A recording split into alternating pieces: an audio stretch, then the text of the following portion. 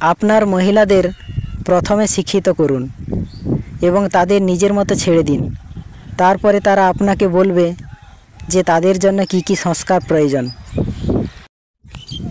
চারাগাছকে যেমন জোর করে বাড়ানো যায় না, শিশুকেও তেমন চেষ্টা করে শিক্ষা দেওয়া যায় না। চারাগাছটি স্বভাব অনুসারে বর্ধিত হয়, শিশু নিজেই শিক্ষা লাভ করে। শিক্ষক চরিত্রের আপাবৃদ্ধতা, চিত্তশুদ্ধি, নির্লোভতা, শাস্ত্রের যথার্থ মর্মার্থ জ্ঞান, প্রেমপরতা আবশ্যক। পশ্চিমের বিজ্ঞান আর প্রাচ্যের ধ্যান, পশ্চিমের কর্মশক্তি আর প্রাচ্যের কর্মবোধ, এই দুয়ের মধ্যে একটি সুস্থ মিলন চাই। জ্ঞান, ভক্তি, যোগ এবং কর্ম, মুক্তির এই চারটি পথ। প্রত্যেকের কর্তব্য তার উপযুক্ত পথ অনুসরণ করে চলে। তবে এই যুগে কর্মযোগের উপর বিশেষ গুরুত্ব দেওয়া উচিত। ভাগ্য বলে কিছু নেই, যা আছে তা হলো শুধুমাত্র কর্মের ফল, যা প্রত্যেকের চেষ্টা ও যত্নের ফলে গড়ে ওঠে। জগৎ সংসার কী ভাবছে সেদিকে তোমার চিন্তা করার কিছুই নেই। দুনিয়াকে ভাবতে দাও, কিন্তু তুমি তোমার কার্যে অবিচল থাকো।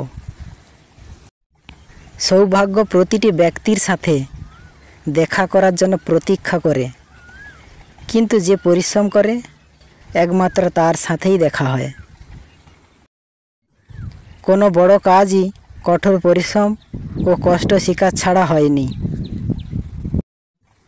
যেসব ব্যক্তি নিজের সুখ চিন্তায় একরকম উদাসীন, তারাই জগতে সর্বশ্রেষ্ঠ কর্মী হয়েছেন। কর্মের উদ্দেশ্যের প্রতি যতটা মনোযোগ দেওয়া আবশ্যক, ততটা মনোযোগ দেওয়া উচিত। যারা মন্দিরে ঈশ্বরের পূজা করেন তারা ধার্মিক, কিন্তু যারা মানুষের সেবা করেন তারা স্বয়ং দেবতা। যার কথার চেয়ে কাজের পরিমাণ বেশি, সাফল্য তার কাছেই এসে ধরা দেয়। কারণ যে নদী যত গভীর হয়, তার বয়ে যাওয়ার শব্দ তত কম। সময় বেশি লাগলেও ধৈর্য সহকারে কাজ করো, সাফল্য তুমি পাবেই। খারাপ চিন্তা ও খারাপ কর্ম তোমায় পতনের দিকে নিয়ে যাবে। অপরদিকে তোমার ভালো চিন্তা ও ভালো কর্ম দেবদূতের মতো তোমায় অনন্তকাল রক্ষা করবে।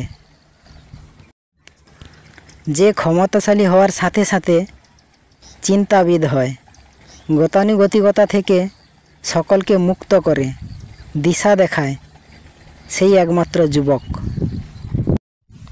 সমস্ত শক্তি তোমার ভেতরে বিরাজমান। নিজেকে কখনই দুর্বল ভেবো না, ওঠো, নিজেকে জাগিয়ে তোলো, নিজের ভেতরে শক্তিকে জাগিয়ে তোলো। তারপর দেখো জগৎ একদিন তোমার হাতের মুঠোয়।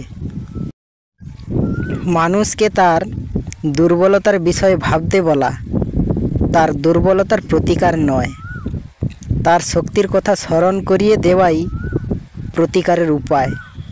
তার মধ্যে যে শক্তি আগে থেকেই বর্তমান, তার বিষয় স্মরণ করিয়ে দাও।